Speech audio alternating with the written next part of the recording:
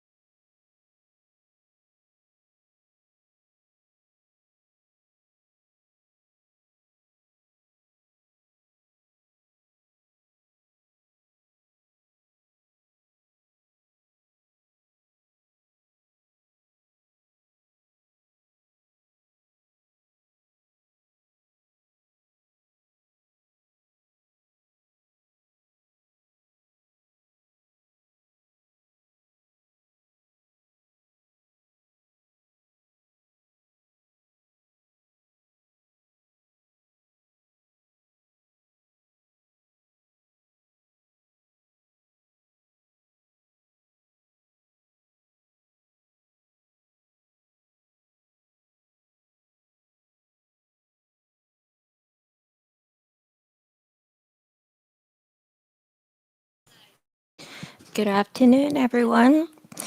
Thank you once again for joining us, joining the National Taiwan Museum to discuss this very interesting issue.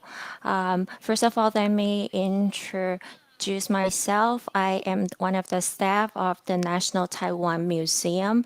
And what's so special about it this year is that we have worked along together with the National Development Council on promoting a series of museums as polyphonic spaces to echo ICOM's vote, which is International Council of Museums vote by the new definition for a museum. This definition is very different from the past because it emphasizes on the inclusiveness and the diversity and sustainability of the museum. Even though this concept has been long promoted by the museum around the world, but this year, finally, we have the opportunity to include all these events in this year's seminar. So we hope that by holding a series of different events, and also we welcome audiences from all over the world to understand more about this new definition. One of the main concept and focus is the respect for diversity and diversified culture, and also decolonization. But besides the academic discussions, we would also like to discover whether it is possible that we can practice this in our daily life. So today we are very honored to have invited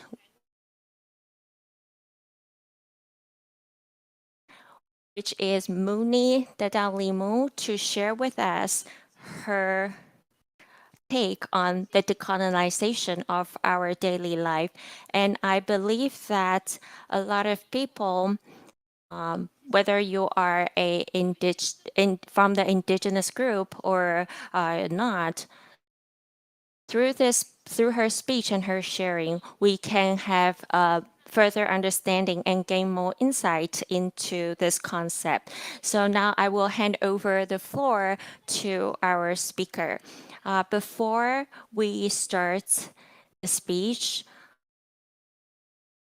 because we are very honored to work together with the National Development Council, so we are broadcasting this event also on YouTube. We provide not only a Mandarin channel, we also arrange a simultaneous interpretation for our international audiences. So if you would like listen to the interpretation, please go to our official website and share this link with your international friends. So without further ado, let's invite our speaker, Muni.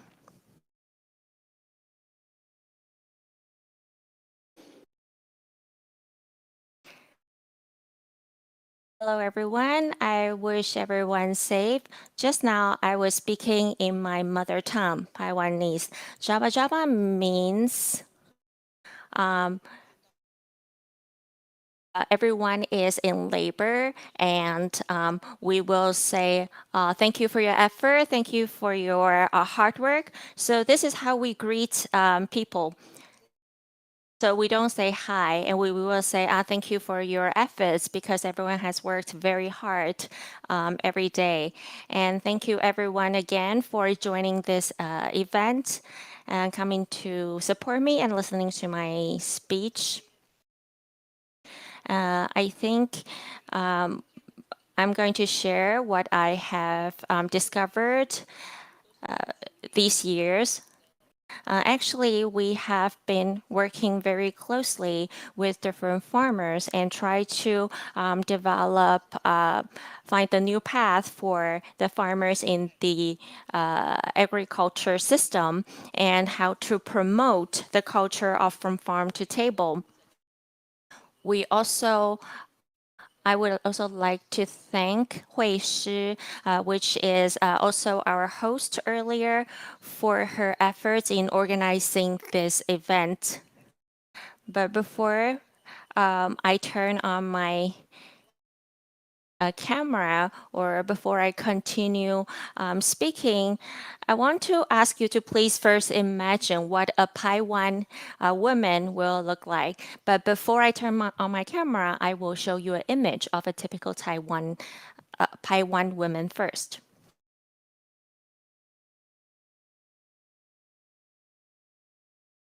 Can you go to the next page, please?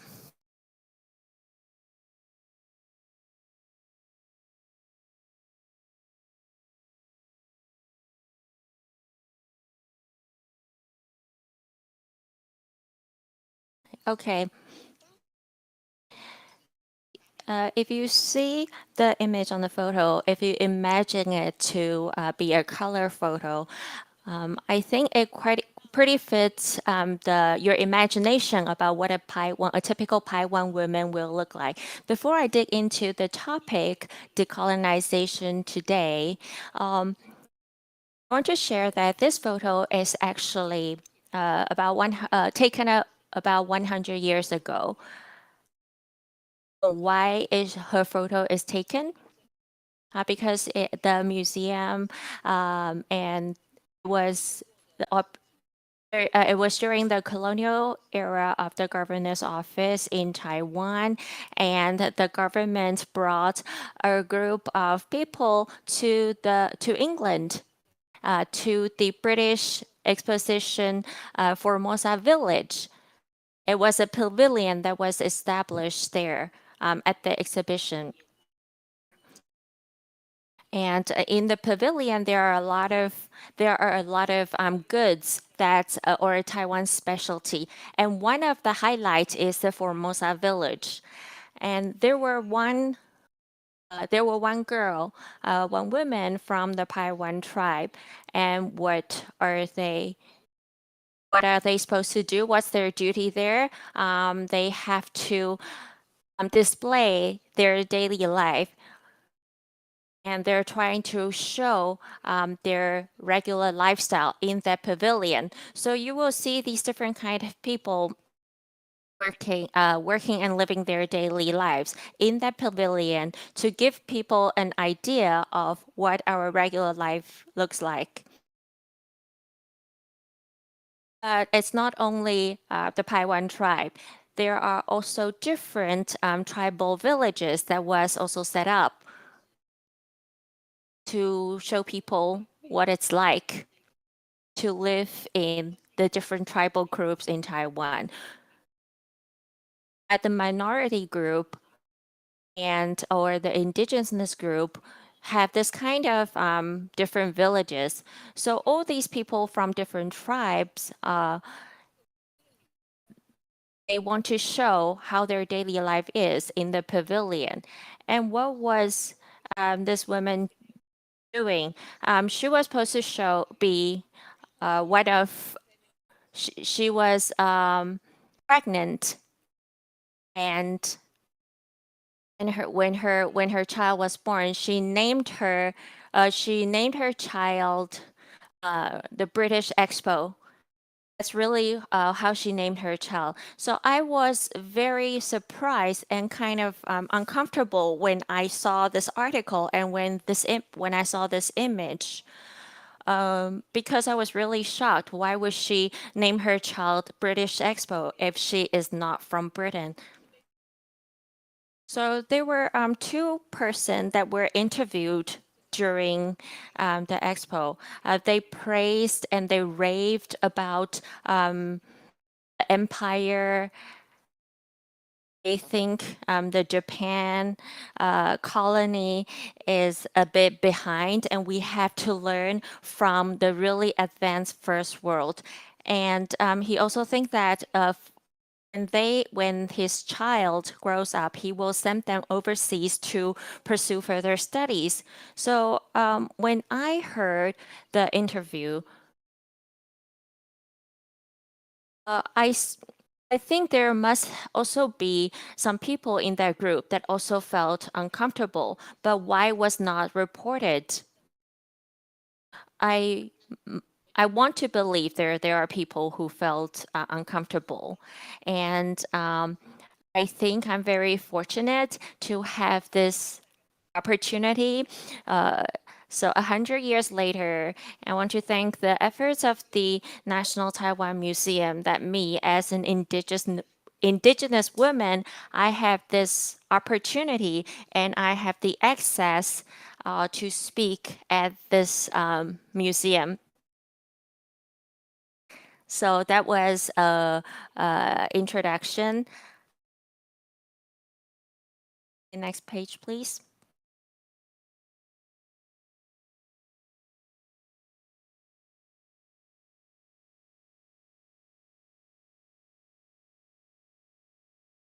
Okay, this is what I want to share next. This is the outline of my presentation today. Here are the different people that I mentioned that traveled to the British Expo.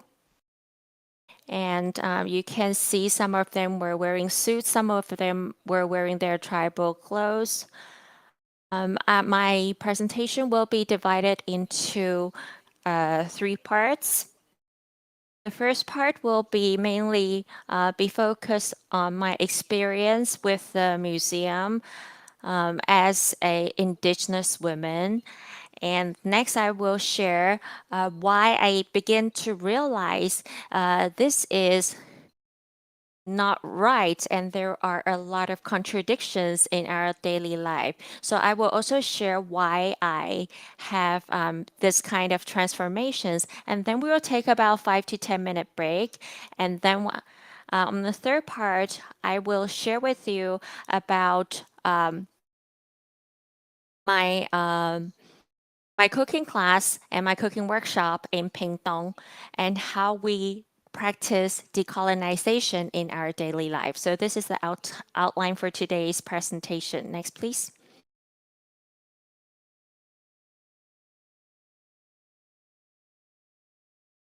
Please give me a few seconds.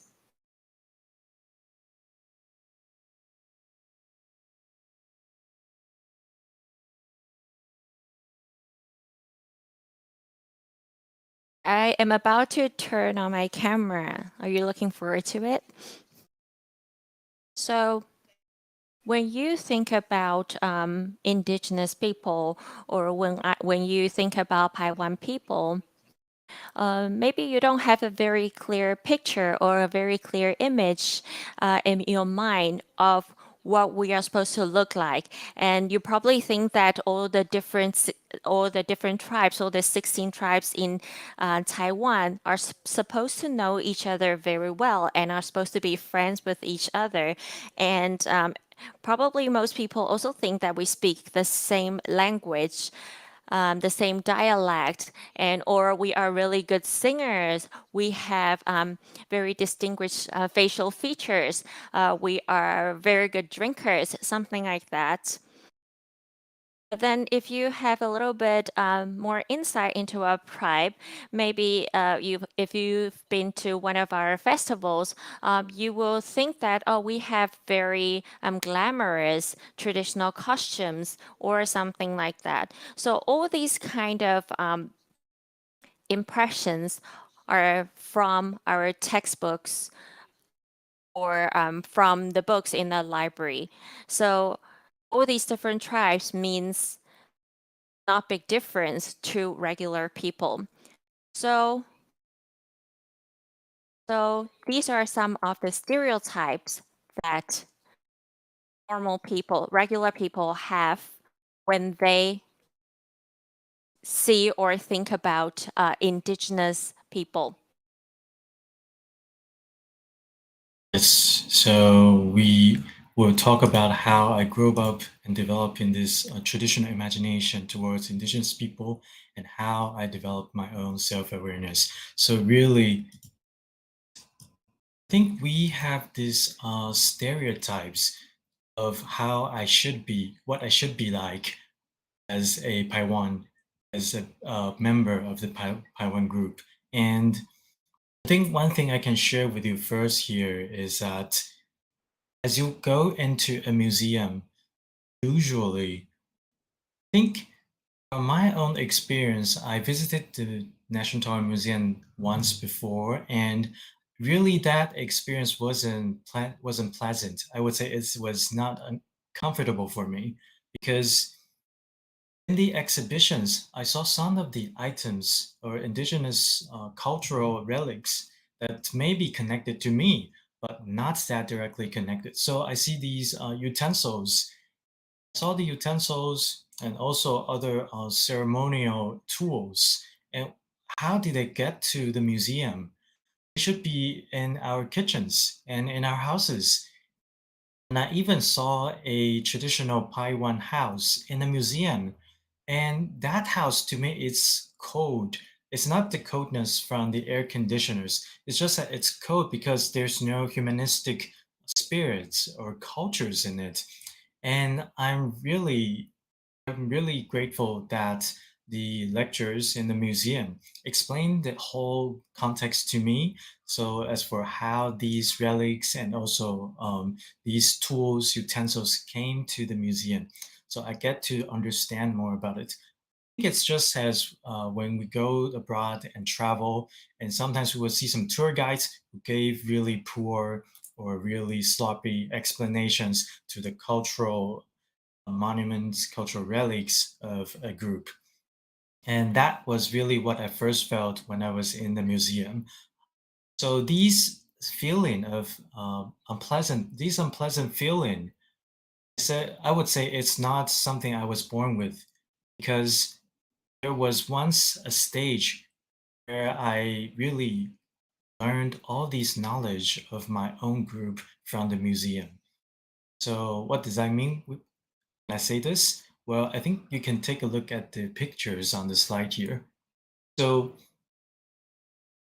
when I developed these self-recognition or self-awareness, during the process, I have to admit that I grew up in the urban areas so that means before I was, before the age of 8, I stayed in my tribal community. So I stayed with my aunts, my grandparents, and we lived in a traditional suburban area and we are used to these agricultural activities. And after 8, I was brought by my parents to the city because my parents thought that would give me better resources on education and also self-development. So that's why our family moved to the city, to the urban areas. after I went to graduate elementary school. So we moved to Pingtung, and that's where I started my education. So in today's really talk, you can see that I'm really fluent in Chinese. And they hope that really receiving this education in urban areas can give me better resources and really get accustomed to modern culture. But sometimes people like us, when we get back to the tribes, to the indigenous communities, normally what we can do is maybe civil servants or policemen. These are the normal jobs that we can do. So we call ourselves these urban indigenous people. And I think I remember that when I was at university or at school, so I went to National Taiwan University. It was really one of the first universities in Taiwan focusing on the education of indigenous people. And you would be able to see my picture in later slides, and really you will see a typical image of an indigenous person like me. When I was at that stage, when I was in university, you would see this really typical image of me. I look just like a Paiwan people, a Paiwan person. But even with all the appearance that looks just identical to traditional indigenous people, I didn't have really any knowledge of my tribe or my group. So I grew up in the urban area, but I have this sense of inferior to other of my counterparts who grew up in the tribes or in the communities. So I take a look at all of the textbooks and also the exhibitions in the museum, wanting to know more about my own group, my own culture. I studied about the clothing, the outfit that we usually put on, traditionally put on. So I try to really exhibit the side of me that is similar or identical to the traditional stereotype of Taiwan people. So on the slide here, you can see down below in the left-hand side, this is a row of women, indigenous women. It's really from a letter, from the cover of a letter. And you see that we've made these outfits for ourselves. And what you can see here is try to prove that we belong to the Taiwan group. So I wore these traditional clothes and outfit when I was at school every day. And I even put up all of these hairstyles that resembles my group. So really what you see here is that I may look like a Taiwan person, but where actually I don't think I am. I don't think I was. And even when I went to art museums or music museums, exhibition centers, I would put on my traditional tribal clothes, tribal outfit. Sometimes when I walk on the street, pedestrians went by, they would ask me, "You're going for an exhibition now that you're wearing this traditional clothes?" And at that time, I thought that that was a stereotype. They're criticizing me on my own culture. So it's more of a sense of self-protection. I try to protect myself against the sights, the gazes from other non-indigenous people. And this is something I was like when I was in university. And also, I think these traditional knowledges, these histories of my own group was learned through these museum and also textbooks. So I think this meant a lot to me, but sometimes it may not meant a lot to other people. So these, for example, on the upper right-hand side, you see the workshops. The workshops, it means a lot to me because sometimes when we talked about Taiwan people, what came into our mind could be the slate houses of Taiwan group. But these workshops is really where I think I felt the connection with my own group. So this workshop means tradition to me. And if to other people, they may just think about maybe the slate houses and wooden houses of a traditional Taiwan people. And that's their knowledge, their understanding of the Taiwan group. So I'm really jealous of my counterparts or my friends who lived all their lives in a mountain in the traditional tribal communities. So on the right-hand side, Here you see this workshop with these steel or the ceilings. And this is really where I grew up with my grandparents. So this is where my grandparents put their agricultural tools and also store their rice and also other produces. So it's more like a barn. And then that's where really I grew up with. So to me, I would say when we lived there, we utilize all the natural resources locally. We pick up anything that we can use along the street and then use it to build up the house that we live. So as you can see in this house, sometimes we may need to use the house for other purposes. Then we can take off the window and use it as the door. We'll just try to take the parts of the houses and then try to assemble it to fit our needs. So for other people, they would question, it's not a slate house. It's not even a slate house. Why do you even live in this kind of a steel ceiling house? So it's something that people would question me.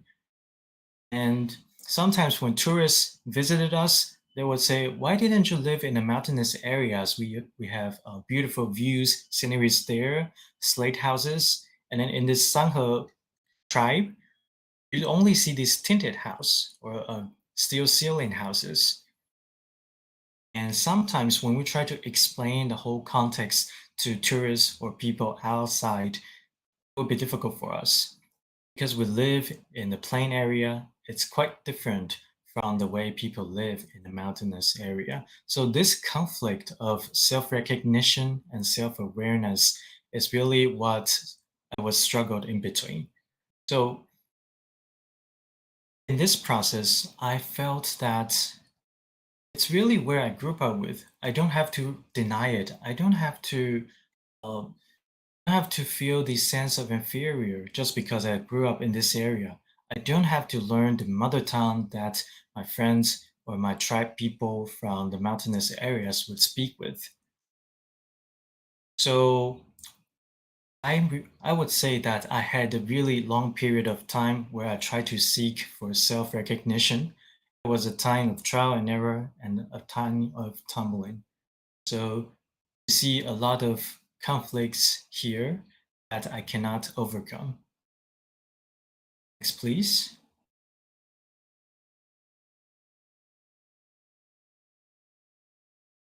Okay, from this stage later on, I learned and grew up to really let go of these stereotypes and also imagination towards colonialism. So it's really contributed by education because before I went to the graduate institute, I studied in a university and I started to run a shop by myself. And then that's where I met my husband, and I ran the shop by my own. And I will tell you a little bit about it later on.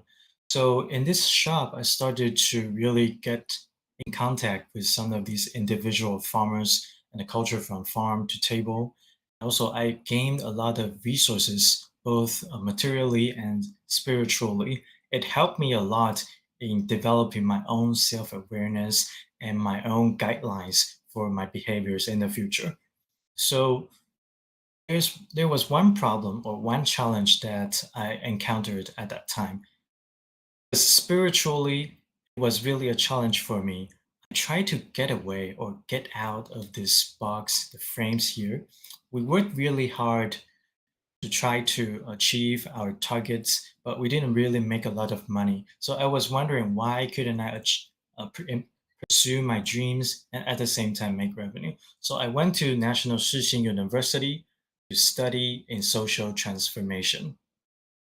So I went to the Graduate Institute for Social Transformation Studies at Taiwan University. The education I received there really broadened my horizon, and I would say was really like I would say that's where I met a lot of people from other indigenous people. So for example, we have new immigrants from Southeast Asia, and then I saw the stories they have, the stereotypes or discriminations that they have encountered.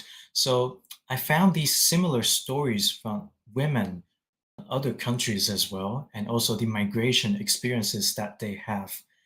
And also in this graduate institute, we received training. We received a lot of training.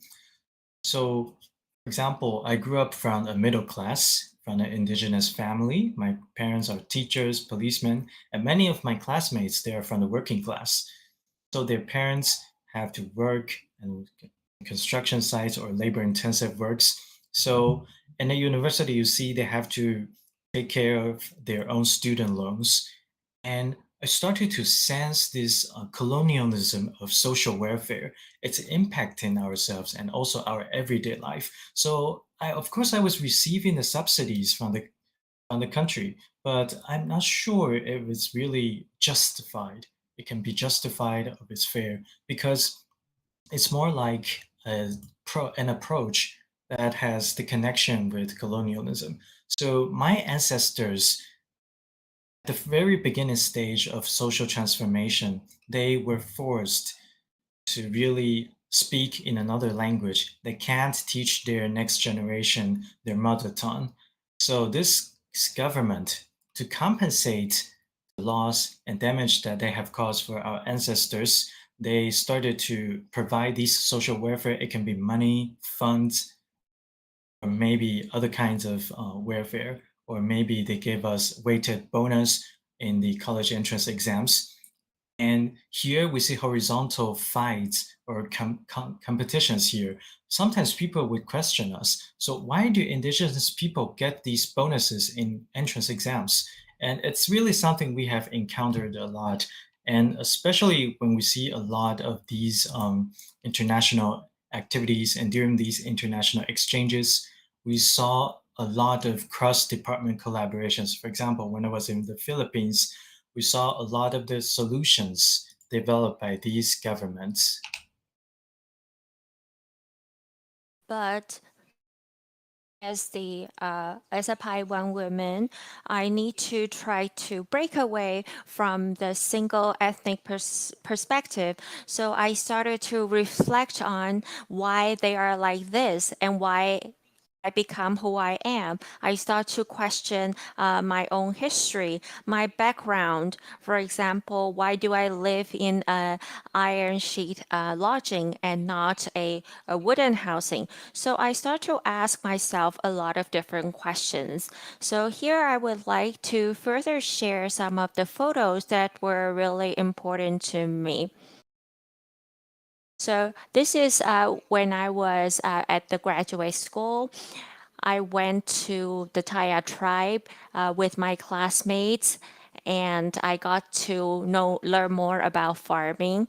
Even though I was raised in the tribe and I was born in a farming family, but I didn't have the chance to really learn about the relative knowledge, and I didn't have the chance to really go into the field. I mentioned earlier that I feel inferior because I am a urban indigenous person, but it's very interesting that who rescued me was also urban indigenous people. So when I first so I want to share this very interesting stage of my life because I was at Xingdian. I became the lecturer there, and I was there to talk about a human rights, to give them a human rights lessons.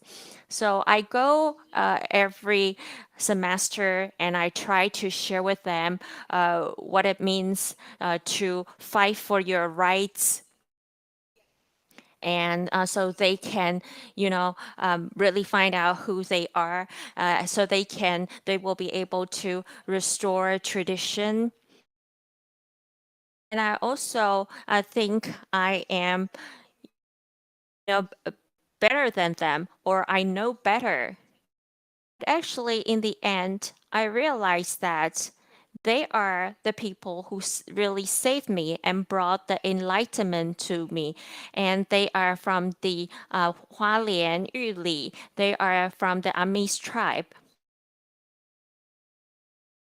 So in one of the lessons, we asked them to act out the migration process, and after I heard their sharing, I realized how ignorant I was because I had no idea it was so difficult for them during the migration period, and what it meant, how meaningful it was that they successfully migrated to maybe Taipei or Kaohsiung. They grow rice, and they have a lot of difficulties during that time because their rice didn't sell for very good prices. And also, when they just migrated to the city, they were discriminated by other people. So it was a really hard time for me. And also, there was an incident that because when they migrate to the city, they were so poor that they couldn't survive. So they had to do something that abandoned their will. For example, some of them maybe become prostitute, or they do the jobs they were forced to do. So because of this experience, because I was able to get in touch with with this group of urban indigenous people, I found out. I even questioned myself more. And I also question why I was so ignorant to imagine this typical or stereotypical Taiwan look. One of the women that is important to me is the woman, and we call it Ina. Ina means a mother. She is in the right bottom corner photo here, and she's very small like me. She's petite. She let me realize that what's important is not what you wear, but what you're born with. If you look at them, you will see they are not wearing traditional Mies costumes. They look not much different from the other people. But they are also different and unique in a way. Why? Because maybe she will share with me where she just went to pick wild vegetables. I was so amazed. Is there anywhere we can pick wild vegetables in Taipei? I was amazed because I've been living in Taipei for such a long time, but I had no idea where we could find wild vegetables or we can grow vegetables, organic vegetables. And how they try to make a living, how they find an open space in the hill to grow their own vegetable, how they were able to go fishing in the streams. So all their experiences caused me to think who I really was. And I was also really touched that they were able to pass down all these traditional wisdoms that were handed down by their ancestors. And also, they didn't move into apartments like everyone else. They still live in open spaces in the sort of a traditional style housing. So even though from the outside, from their appearances, you can tell at first sight that they are from the Amis tribe. They are not wearing the costumes. But because of their blood, of what they know with, because of their heritage, and because they use their traditional wisdom, traditional skills as the tool to help them readjust to the new environment in city. And I was really touched they were able to bring and preserve the core values of their tribe in New Taipei City. So when I decided to leave Taipei and go back to my hometown, I think their story was really a great inspiration for me. And it also pushed me to dig more and to explore more and raise questions about who I really am and what I want to do and what are the resources I have to make me realize these dreams or wishes. So I would like to share a story about a person that is an African psychiatrist called Fanon, who has experienced French colonization. And actually, he said before, he pointed out that colonization is a complex state that penetrates deeply through the soul of the colonized. So colonization is not only about fighting the oppression from the political and economical aspect or passively escaping or forgetting about the existence of colonialism.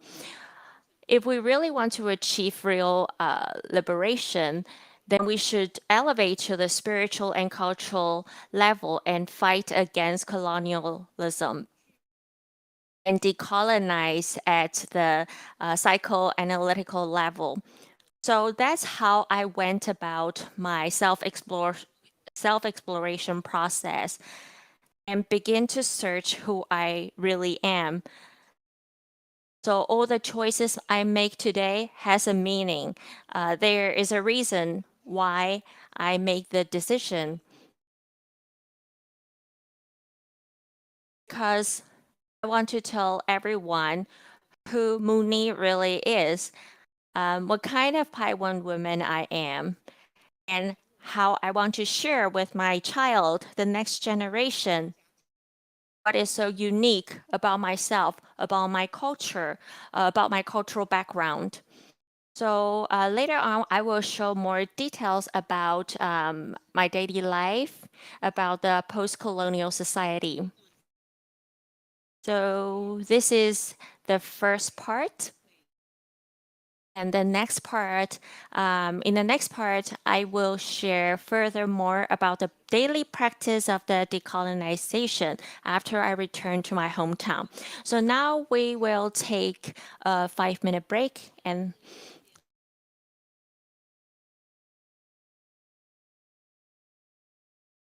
we will come back at around 2:52, 2:53. Take some water, maybe go to the bathroom quickly, have a think about what the speaker just shared, and then we will come back later.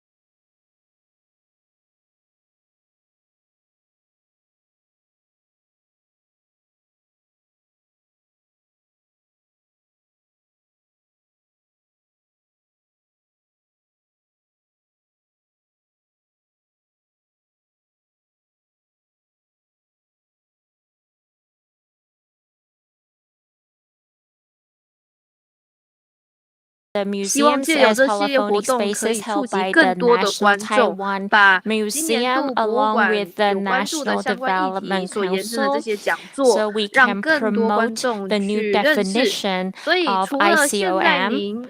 看到了这个语言的这个直播连结中文以外呢，其实我们也有英语的直播连结。那这个在台博物馆的 YouTube 首页都可以看到。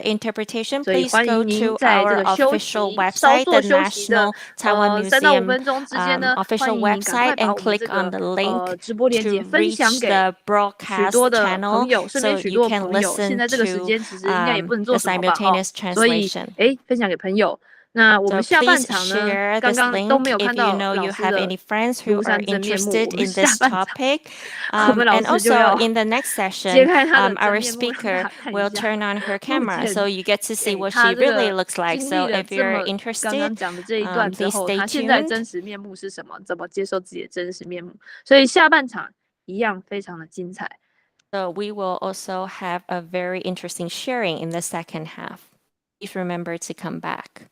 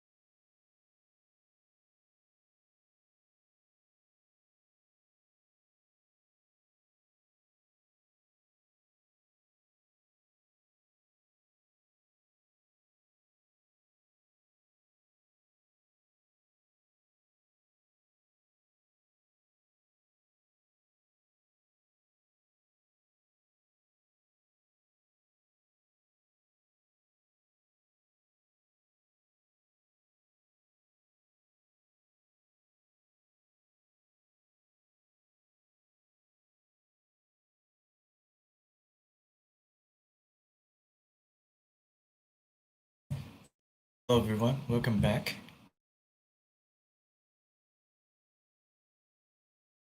Okay, so following next, I will be sharing about my own story in the next stage.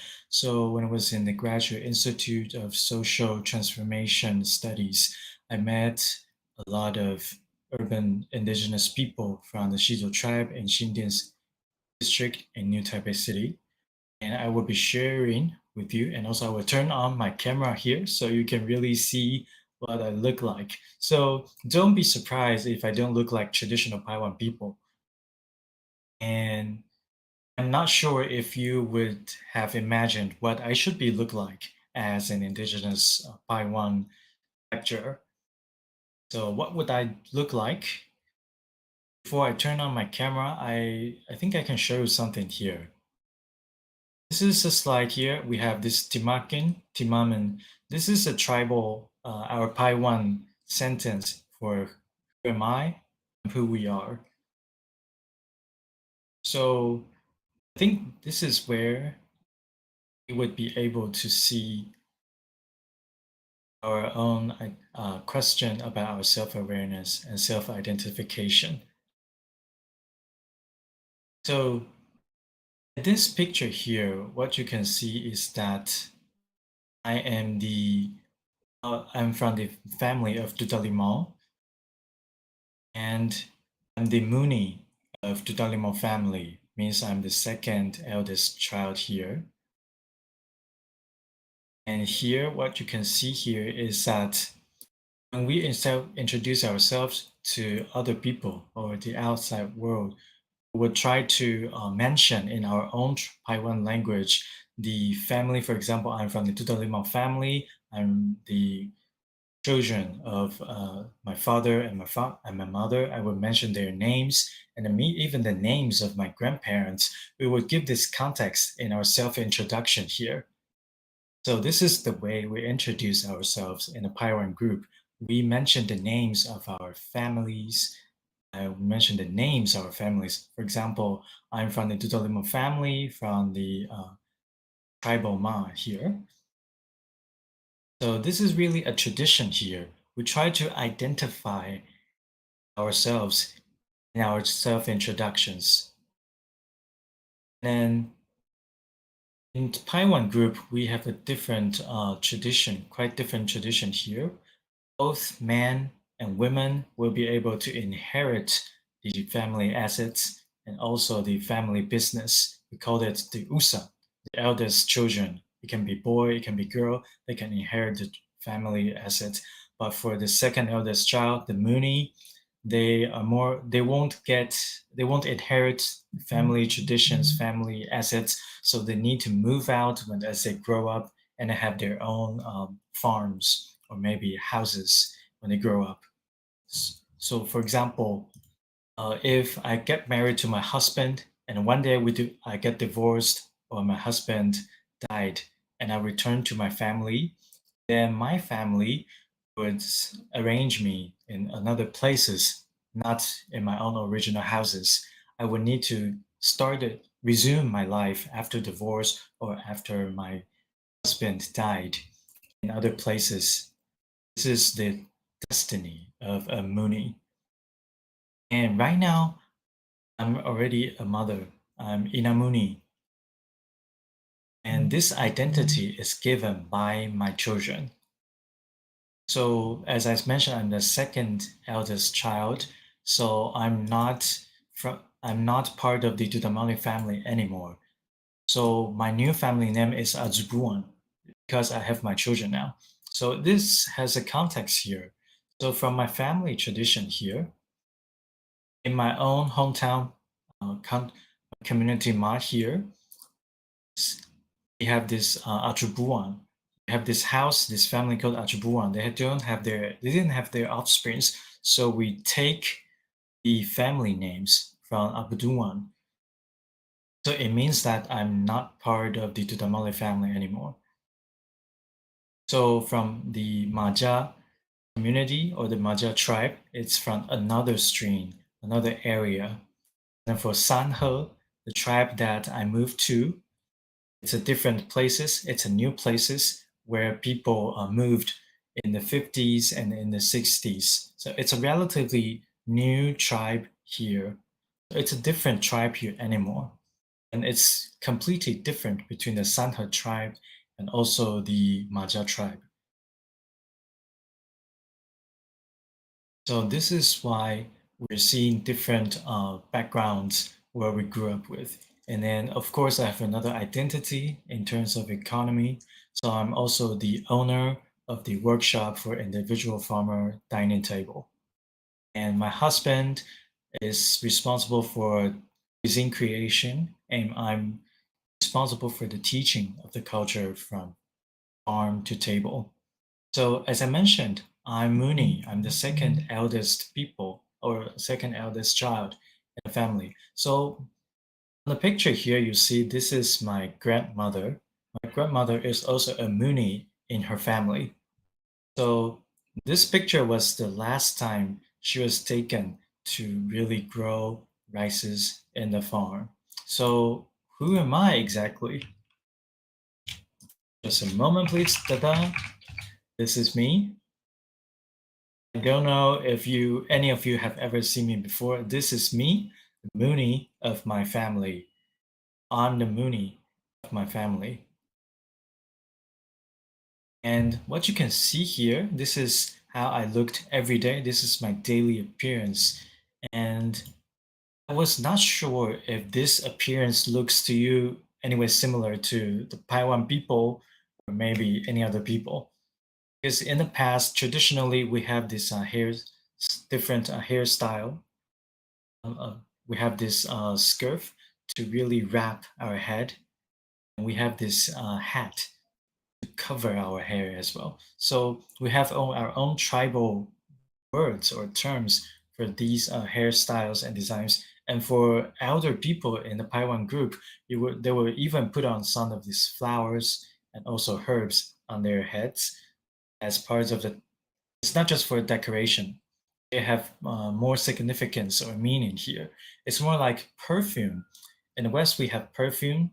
And then in Taiwan group, these flowers and herbs, they serve as the perfume that give us this fragrance here.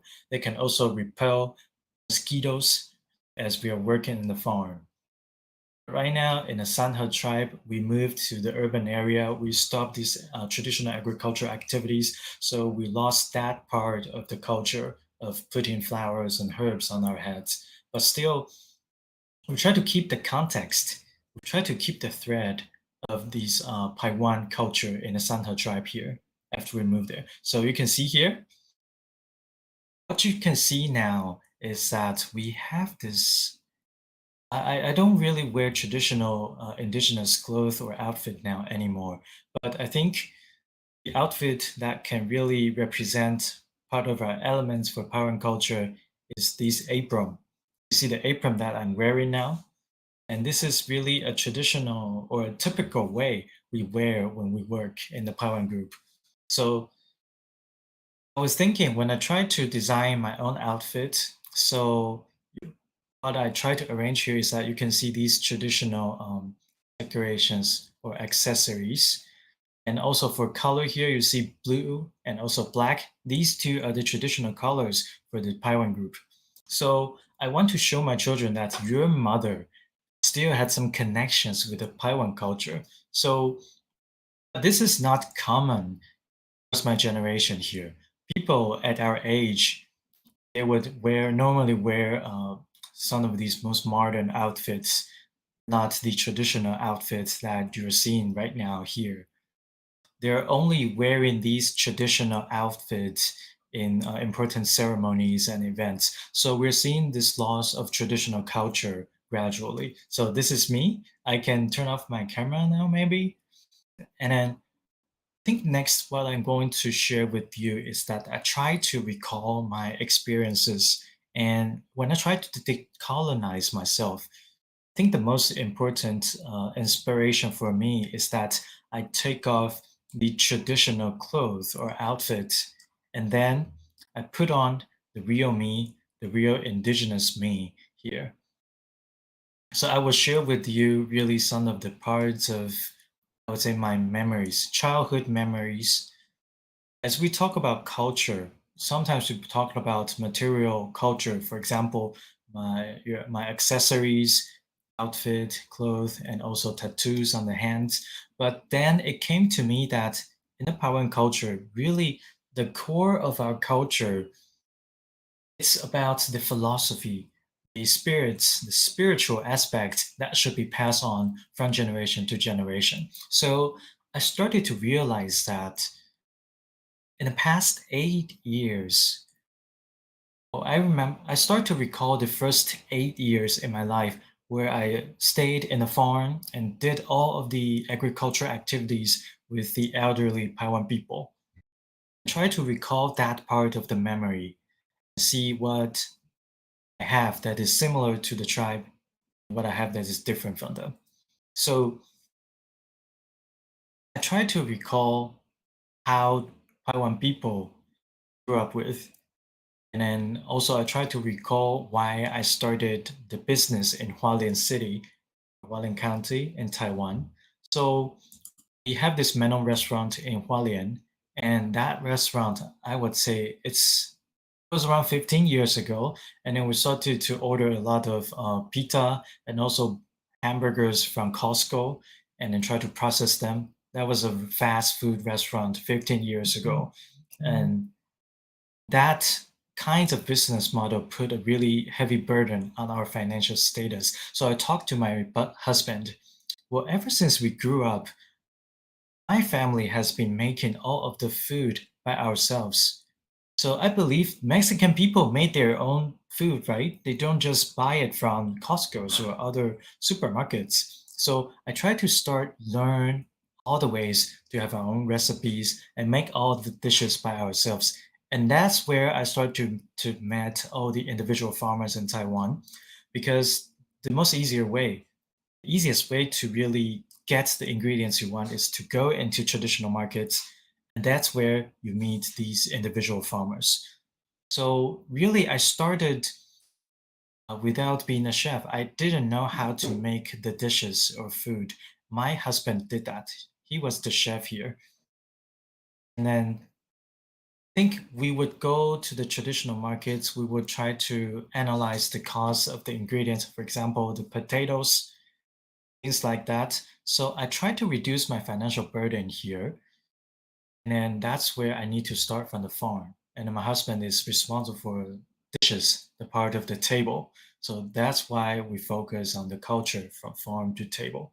So when we try to make dishes, if you're making the same dishes for the 4 seasons and for the entire year, it would be not interesting at all. Imagine you're eating the same salad, same corns, same ingredients for the entire year. That would be weird to me, because really in the past, in my childhood, there are some ingredients that we ate in certain seasons. For example, we ate taro in autumn, and in winter we eat beans. It's like this. So to me, ingredients, they should be seasonal. It shouldn't be constantly used throughout the year. So another thing, or another interesting experience that really inspired me is that I have this imagination for the space. For example, the activity center in the tribe. So what does this activity center in the tribe do? So this activity center is really where people get interacted and also communicate with each other. In a restaurant, we try to focus on the turnover rate. We try to really increase our revenue with the lowest cost possible. But what we're thinking is that if we can have this activity center where we can invite people in the tribe and also younger generations to focus on this issue and give them this awareness, and that would be more ideal for me, because I've been spending over 20,000 New Taiwan dollars on the rent. That's an activity center. It should not just be an restaurant. It can be more than that. So that's why I started all of my story here. And then I think this is where the restaurant is where it solves my difficulties and obstacles of financial revenue. And then it also helped me develop my own cultures as well.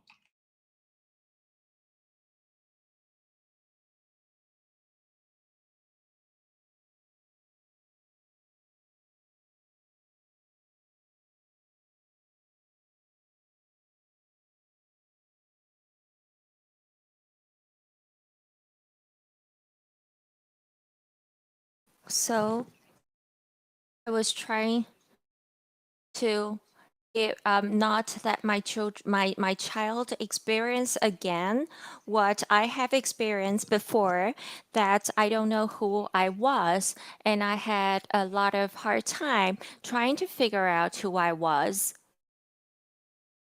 So now that we are back to the tribes, we have a more intimate connection with our tribal people. And because we started everything back from zero. Why? Because all of our friends, they are living still back in the cities, and they are and we start to develop our own studios so that we can have that more interaction with other people. So next, I would like to ask everyone to please watch a production by a graduate that's originally from a traditional Amis tribe. And he has been recording what a real tribal family is like. So it's a documentary that I would like to share with everyone.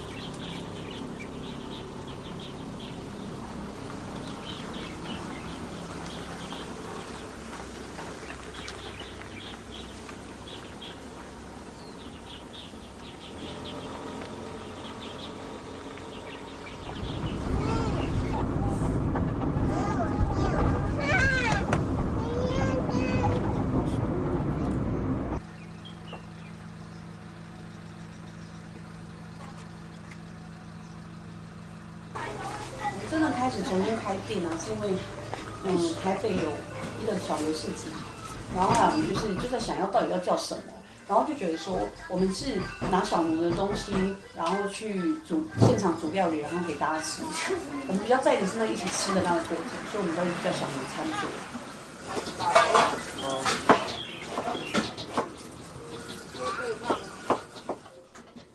以前我是去摆摊，然后我就是带一个卡式瓦斯炉，然后一个锅子，然后就去摊位逛，然后就是跟他们买东西，然后买回来的时候就开始一边做一边想，我今天到底要干嘛？就是后来就是把东西做出来，然后就开始卖。对，以前的摆摊是这样子的，那个是真的很即兴。可是我开始接触，比如说在地文化这件事情，然后也不是说不即兴，就是你要把那个料理的知识累积，传统料理的知识累积。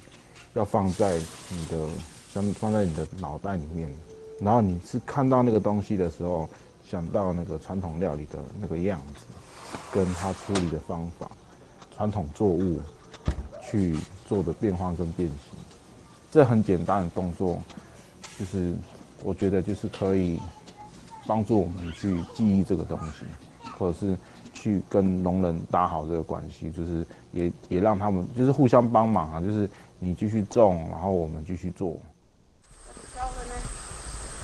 哇，好大片！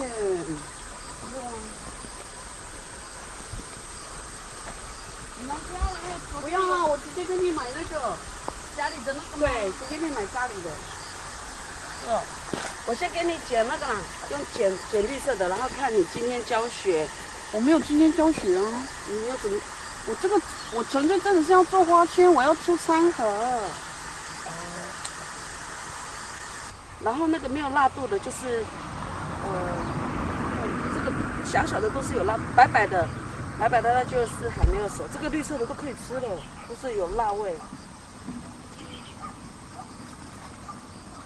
我们这个一路过来，我们基本上都是在请人家帮忙我们，或者是人家会主动的去帮忙我们。那我们真的是没钱给别人的人，那我们能给什么？我们就是做吃的，所以我们也只能用吃的来给。吃东西这件事情一开始不是为了卖你钱，就是让你吃饱，就是所以后来我们的那个整个小农餐桌的，我觉得就是我都会写一个 slogan， 就是提醒自己，就是那个部落就是料理的开始是互助，是照顾。在这边我学到的就是那个关系，我可以，当我拥有一个好的东西的时候，我第一个想到的是我要给谁？那我觉得这个关系胜过金钱。我们的料理本来就不是设计给一些很有钱的人在吃的东西，反而是它里面谈的是一个很照顾性质很强大的一个脉络。部落的。然后你们看，这是干的材料。知道吗？好，然后我们到这里的时候要给它抓一下，给它混合一下。没有这样的，你们看，你不要去楼上休息练习。然后就可以加奶油。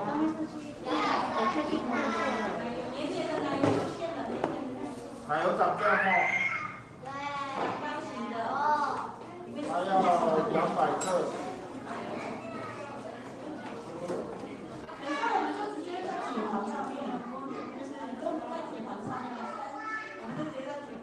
用料理角度来去看，我觉得我们要在料理上面快速成长，我们必须要把我们现在料理的经验分享出去，然后把这个东西一直累积起来。所以我觉得分享很重要，就是经验分享出去，我们才可以越来越扎实，甚至说原住民料理真的可以摆脱所谓的风味餐这件事情，做出我们自己的东西。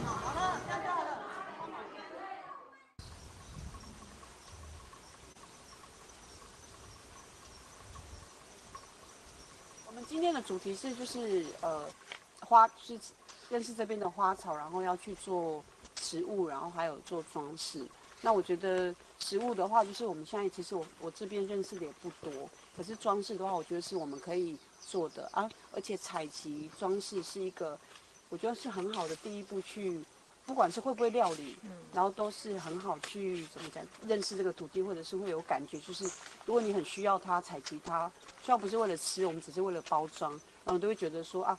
我们就会很深的感觉到，之前采集的时候，你就会感觉，哎，原来我们这边没有什么或有什么，就是你会觉得比较认识这块土地这样子。所以我觉得采集是一个很重要的，就算不会料理的人都可以跟这个环境产生关系的。所以已经不是一小段了呢。已经一小段了吗？这已经要上去了。好快啊！这很快吗？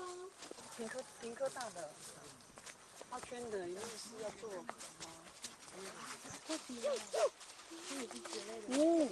刚开始就是很干，但是对，但是它是什么？它把叫没有，超可爱的，你好厉害哦！我们知道什么是原住民族，我们每个人都知道，就是原住民有16族，然后阿美族是什么样的，那个都是书本跟你说的，然后或者说你看到部落的样子是什么。可是，但是我们不知道什么是原住民，很多人不知道什么是原住民。我觉得那个差异是在说，对我来讲，原住民就是一个你住在这里，然后你跟你的环境有产生关系的人，所以你今天需要一个篮子，所以我就会去找周围什么事情可以做篮子。我觉得原住民他因为住在那边，他需要用在地去解决他的生活跟他的，就是他要活着这件事情，所以他会长出很多在地知识。所以我现在选择的是做原住民，不是所谓的原住民族。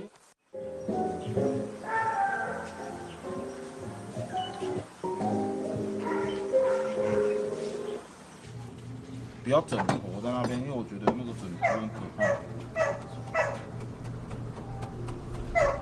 如果他用磨的那一种会更好吗？还是没差？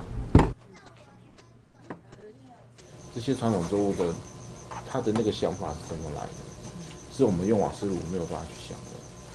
就是我现在看到90几岁的老人，他就是从田里面开始去想我要种什么东西，然后这一整年他去看什么，这个山的变化，然后这一整年种什么会好，什么会不好，那个知识很强大。那以前的人会不会更厉害？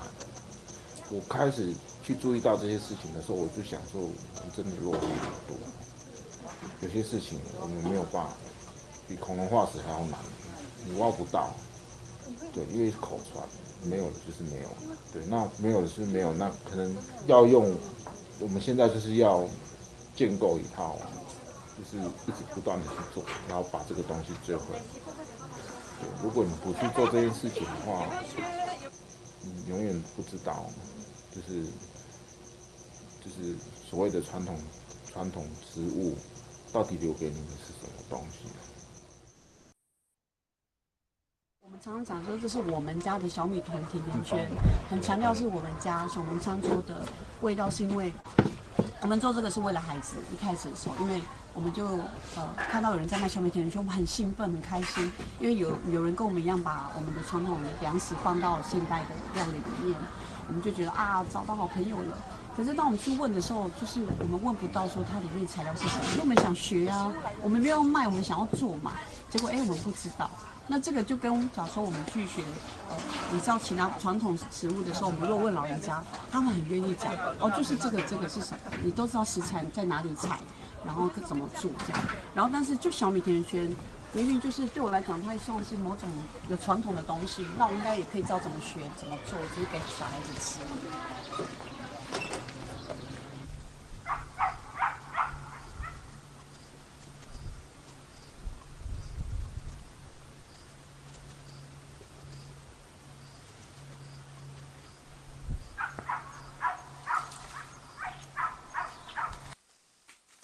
你没有很强烈的目的跟意识的话，那就是你就是可能就是在一个层次，就是我只是回来，然后就是享受着家里不用房租的生活，然后去做自己想做的事情，但你不用跟部落人有任何的关系。现在也是可以做这样子的返乡青年，或者是回家就是把自己过得好好的，但是那个不是我们回来的目的。我们回来是希望下一代不要再出去。我们就回来是因为，就是我们要养一个，因为我没有这样的经验，就是我没有在这边长大过，我想养一个就是这边长大的人，然后他可以再养他的下一代。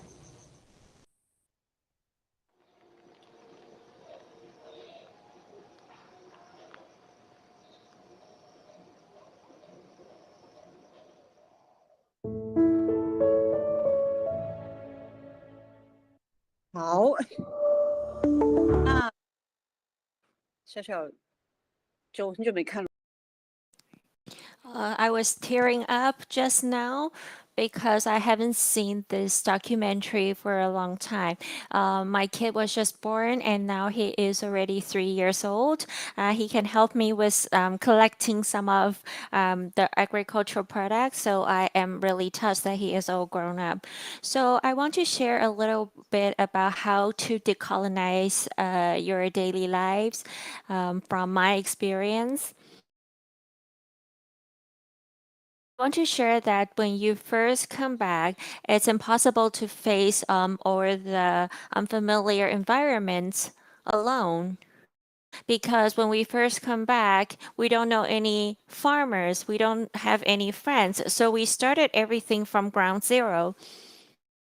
And because we have a lot of received a lot of support from the Mutual Aid League. And also a lot of friends that we later made in the tribe. So we continue to reflect on how to raise a child that is a real child of Taiwan and how to connect the past with the future. So we had to reacquaint ourselves with the new environment and also to take root again.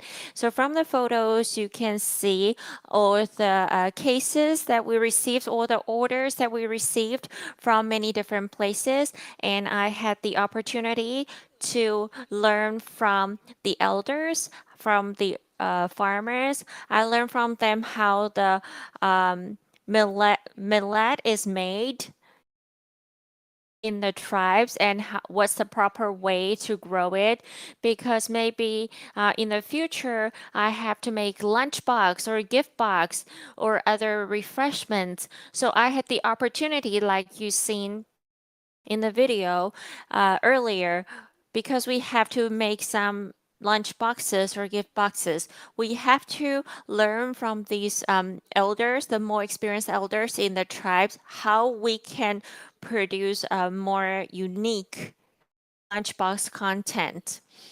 So for me, it's a way for me to use this traditional products to connect my memories. For example, we would use these millets to make something into like a sphere, and it will be like the rice balls, very similar to the rice balls that we eat. So we call this awai. That is a rice cake made from millet. We also call it pilau. That's a more accurate name for this kind of dish.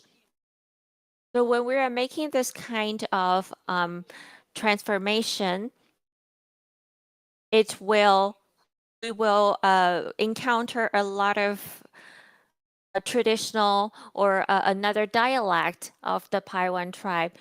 So we have to get ourselves familiar with all these new terms, and we have to try to know how we can spread this traditional wisdom and knowledge. And we will also learn how to promote our workshop, our studio, how we can establish the core value. And then you can see how we can promote the mutual care concept. In the photo, you will see we call her Mrs. Ma. She will share with us all her experiences. For example, when we have to go harvest or when we have to go into the wild, she would take the lead and tell us how it's done properly. So it's actually a form of education, but we don't use textbooks. We use cooking skills to be connected with the society and the people around us. And next, I will share how I use cooking to link all these different parts together, the knowledge, the tribe, the tradition, and how I can pass it on to my next generation. So now we're going to tell you this. You see this cuckoo, it means like what your kindness or your sincerity. So when you are making something, cuckoo actually in the Taiwan language means toys. And in my own opinion, I think when we were making the millet balls, the rice ball that I just mentioned earlier,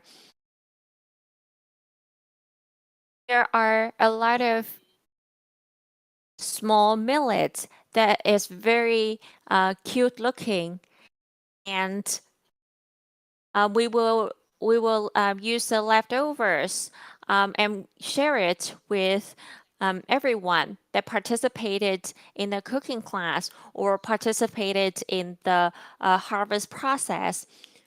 So during the break, we will use this remaining millet cores to make it into different kinds of handmade toys and give it to people who ever come to help, to show our appreciation for their help, for their assistance. So it's a handicraft that is very special and unique and can be used as a decoration in our daily lives. So it is not only about agriculture, it has raised to the aesthetic level how we package this kind of product. So this has become a new food system in the Taiwan tribe and the Taiwan tradition. So think about 2 years ago, if you see the picture on the lower left, you will see the moon-shaped things that's in the image. So this is the pomelo that we received during the Mid-Autumn Festival. And then we will use this pomelos to produce all kind of jams and different kind of sauces for our food. So we hold a lot of different workshops and lessons for tribal elementary schools in the neighborhood, and then we teach them how to use these products, our own agricultural products, and make it into some Mid-Autumn Festival gifts so we can give it to other people. So I think if you're a farmer or you come from a agricultural background, I think you will have a lot of feelings for the autumn season, because in autumn a lot of things happen and there will be a lot of harvest, and we will use these all kind of different products to make some traditional relics. Later, I will also show you the teacher who taught us all these techniques. And also we will produce the multigrain Taiwan bread. And that day I need to go to the next tribe and to give them the Taiwan bread, the multigrain Taiwan bread as their wedding gift. If you are familiar with the tribal culture, you will know that food is a very important thing to show our blessings for you. So if I have a friend or someone who is getting married, giving them some food as a gift will be showing that I give them my best blessings. On this page, you will see we are making some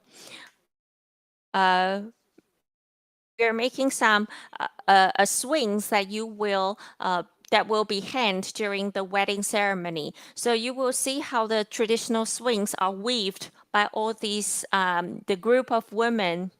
You have to braid all these or these funky products into a long weaved swing. Now it looks pretty messy, but you will see from these images that there are a lot of handicrafts that's involved. So whether we are making swings or whether we are cooking, a lot of people will be involved in the process. And then you will see the main workforce here is the tribal women. I think I have an experience before that we have to go to the Han clan to learn about the way they make things or the way do their handicraft. It will be more like teaching and watching. But in Paiwan tribe is different because in Paiwan tribe we want everyone to get involved to have a try.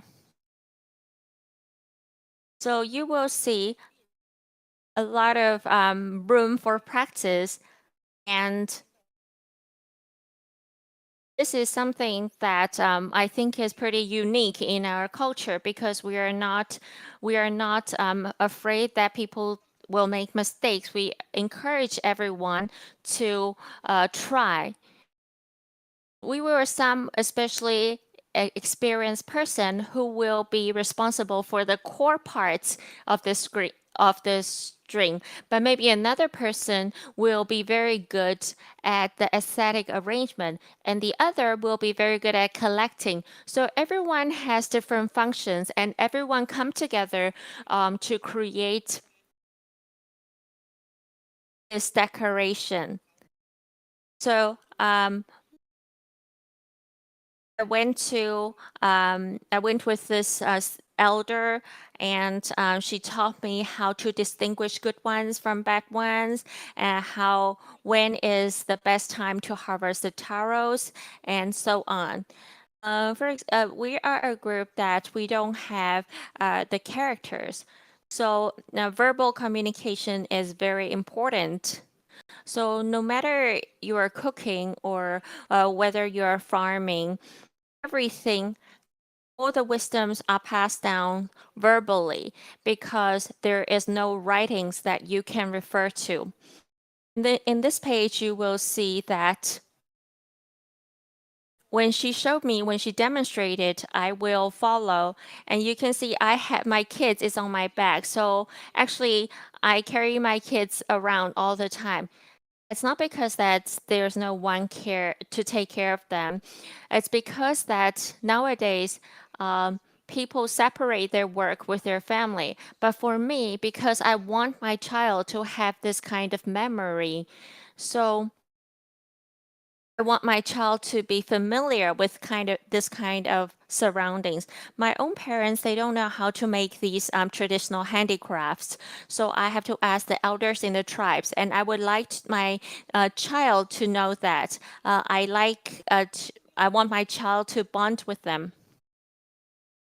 Most important thing to make this kind of cuisine is like how the ina, the mother, is showing how we can start mixing the ingredients.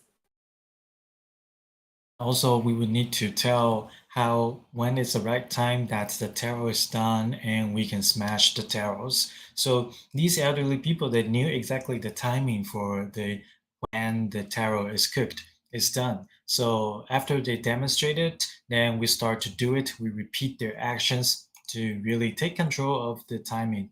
And then our children are there beside us to learn the whole techniques. So I think when we try to really smash the taros or the millet, and the role of our children, they will not be in the surrounding areas where when we try to cook them, they will not be in the kitchen when we use the fire to cook them. But when we try to prepare the ingredients, they will be aside and then observing what we are doing. I want this part of culture to be in their childhood memory. So in this slide, you can see how we make mooncakes in the Sanhe tribe here. So right here, my role has shifted from a learner to a teacher and a lecturer. And we started to teach our children how to make their own mooncakes. We need to identify, or we need to understand how much they can learn and how much they can put into practice. So I want this dumuku sound to be in their minds, and this dinuku, the process, the techniques, to be in their minds as well. I want them to really learn these tribal terms or Paiwan terms here. So here we made the mooncakes out of these peanut meal, also the millet. Also we have this pomenos external. This is really an external fruits to the Paiwan culture. And then together we mix them and make them mooncakes. Really, mooncakes is not part of our glossaries in the Paiwan group as well. But we try to really share some of our traditional techniques, and also the culture from farm to table to our offsprings, to our next generation. We try to incorporate this part of this cultural elements, the traditional elements in this process, and then pass it over to the next generation. And down below here, you can see how we harvest these taros and also other ingredients. So harvest to me, or the collection of these taros to me, it's a way of interacting with the land. I may not know how to cook foods, how to cook dishes, but I know we have this need, we have this demand from the land. So I would go to the land and learn how to collect it. And then the elderlies would tell us, okay, observe, there are white spots in the plants here, there are diseases here. Also, there are impacts from the climate change. So the elderly will teach us the knowledge between humans and really the land. So you see, climate change is not really a distant word now. It's directly related to our everyday life as we harvest these agricultural produces. So we'll also get our children involved in the process as well. This way, our children will be able to learn the skills to do this. Our goal is never to build a safe zone for our children. This is the way we teach our children in the Paiwan tradition. We try to teach them these practical skills here. And also, for example, when we try to make mooncakes, they need to know what they're going to collect, what are some of the ingredients they need to collect, and what's the size of the ingredients that they need to pick. So these knowledge are produced along the process. It's not the knowledge that is passed over directly from me to my children. So in our culture, we have these more artistic presentation of our dishes. So what you can see here is that we're not just trying to make our dishes beautiful.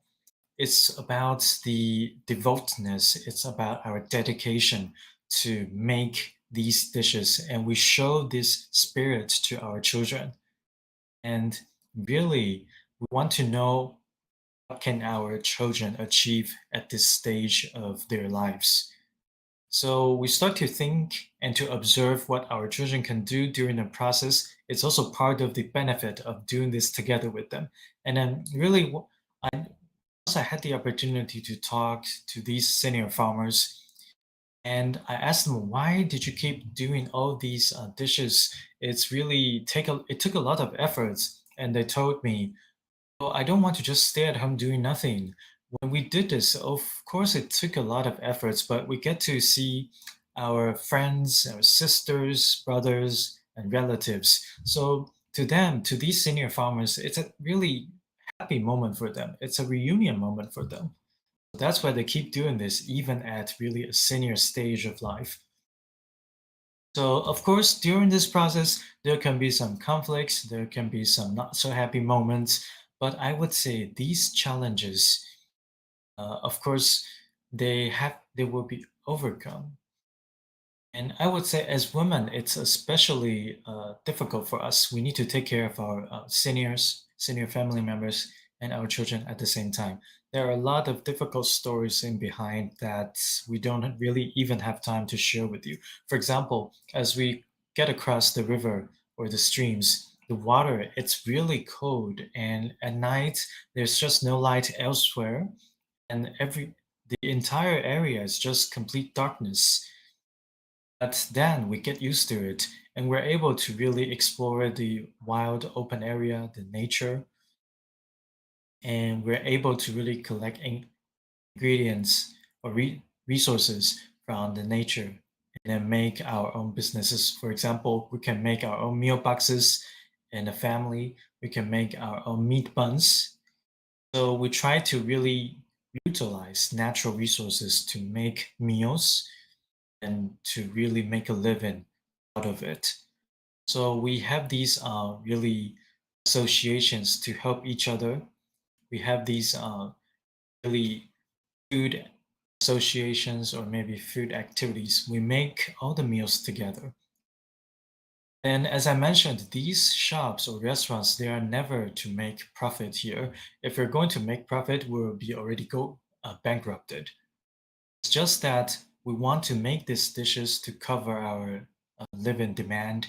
Also want to teach our next generation that they need to acquire these skills and knowledge. And as they grow up, they'll be able to take or start their own businesses as well. So here you see we have a lot of like taro and also other kinds of desserts. And you see here, this mother gave birth to our children, and these taros, later on, they gave birth to these younger or smaller taros as well. So it's more like a cycle here. And on this dining table here, you see a lot of ingredients from the farms, and these memories comes with this process. And also, we involve the younger generation to really work together with us. We have involved in these traditional farming activities. This is the most labor-intensive part of the whole process. We need younger generation to help us in really plowing the farmland, plowing the soil. And I would say sometimes we have these kind of people of these stakeholders. These stakeholders would really make advanced purchase to us, and then they will make advanced orders so that when we produce these produces, these stakeholders would buy the produces from us or from the individual farmers. So, for example, we would buy taros from individual farmers who would process the taros, and then really this give these farmers in terms of revenues. So we can also have a sales team to sell the taros to families in the urban areas. We can also make these meal boxes or meal packages so that it make life for the women easier. And then at the same time, as we really developing this culture of from farm to table, try to find out a way to protect our tradition here, also to make a living, to sustain our livelihood, and then become sustainable in this respect.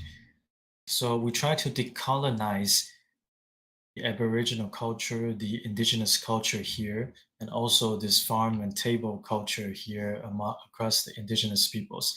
And here I would like to share, this is really what I would like to share with you today. And this is really the sharing from me from our tribe.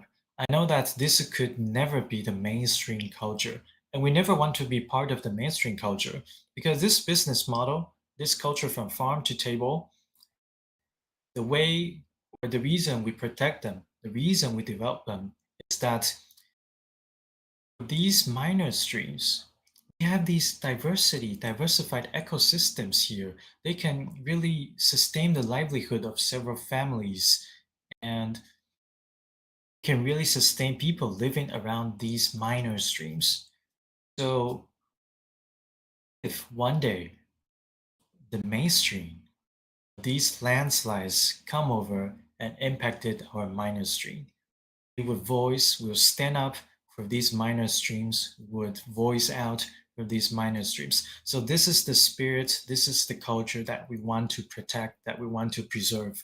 So these traditional agricultural farming activities, culture from farm to table, and then this culture of taking care of each other based on the food So it's really a process of decolonization, and that would be all I want to share with you today. Thank you.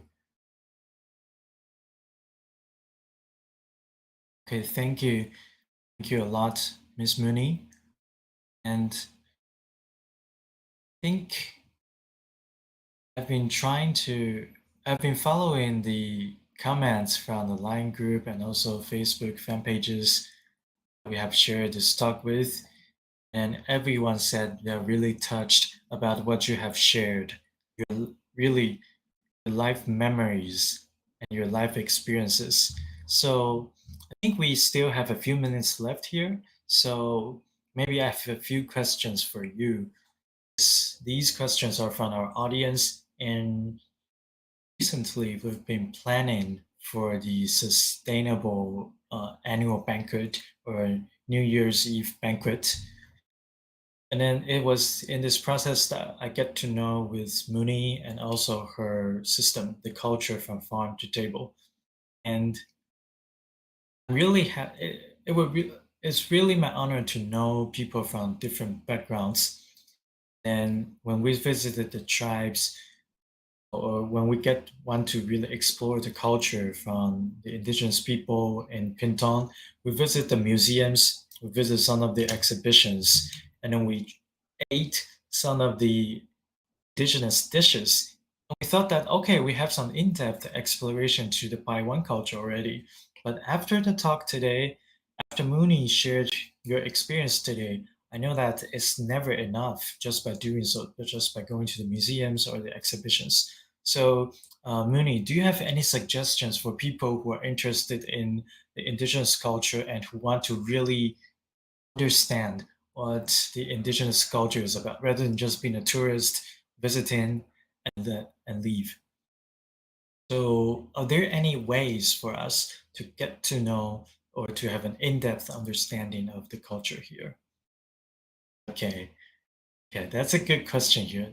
The quickest way is to join us, to join our team. We need a lot of volunteers here. So you can visit our fan page on Facebook and leave a comment here, say, okay, I want to join your volunteer team. And that would be a great way to do so. You get to meet a lot of farmers, like real farmers. They're not just some of these tourism factory farmers or some of the farmer performers here. So you get to know real farmers here, and you will see another different side of agriculture activities, and you will be able to help them in their activities, because we tend to appreciate people for what they have done for us.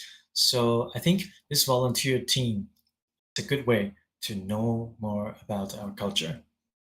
And I would say, if you would like to go on a tour to really indigenous tribes, you can ask me. You can ask me on Facebook. I will give you my heartfelt suggestions. And then recently there are some of the magazines, township magazines or indigenous magazines. They would be able to give us more in-depth understandings. The introduction in these magazines, they provide a lot, abundant of information. I think there's also a way to do it.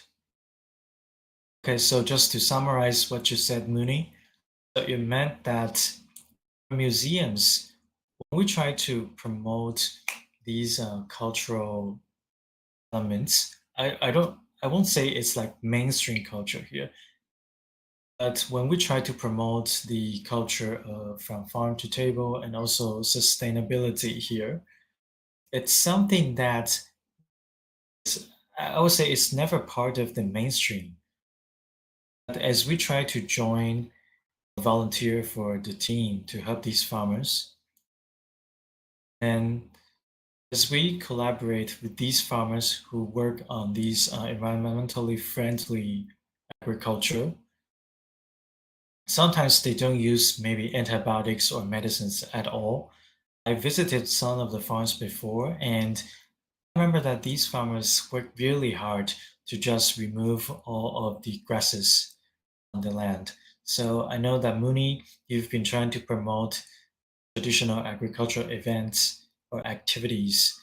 And just as what you mentioned, will be able to understand more of this from your fan page. And also there are a lot of township magazines or indigenous magazines. So for people who are really interested in local rejuvenization or township rejuvenization, they can get access to these magazines, news reports, or interviews. That's a really good suggestion here.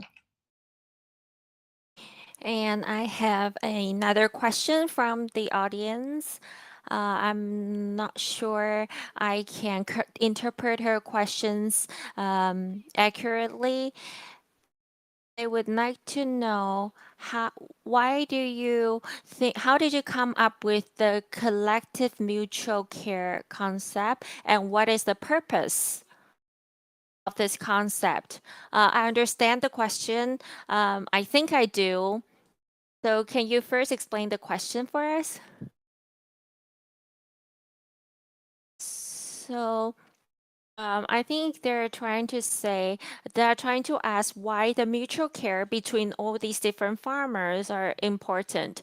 Well, like I just mentioned earlier, we don't have writings, so it's very different. And we also know that each different tribe or the different village is a different community. And we know that there are a lot of old people in the tribe that really need help. Although they don't have writing and they don't know the special term, it's called climate exchange. They know when they come across some natural disasters, they know the solution to some of the problems, and they have the tools that can help them cope with this kind of different natural disasters. So this concept, for example, a lot of traditional wisdoms is accumulated through hundreds of years, but maybe they don't know some of the special terms right now, like what I just mentioned, like climate change and something like that. But they have all encountered this kind of different disasters, and that's related to the climate in the future. So we have to learn from them how to have this how to accumulate this kind of wisdom, how to accumulate this kind of experience, and we need to work along with them to get involved so we can preserve this kind of wisdom and maybe transform it into writing, so this kind of wisdom can be preserved, so we will be able to look at it as a reference, maybe in the museums or in the libraries. For example, now the new generations, of course, will think 3C products are more important than agricultural products like millets. So this is what we have to try to teach them. You have to bridge the gap between the younger generations and these older generations. So that was the last questions. Thank you, Ms. Muni, for your answer. You just mentioned that climate change is a very key point, because it's also one of the main focus of National Taiwan Museum.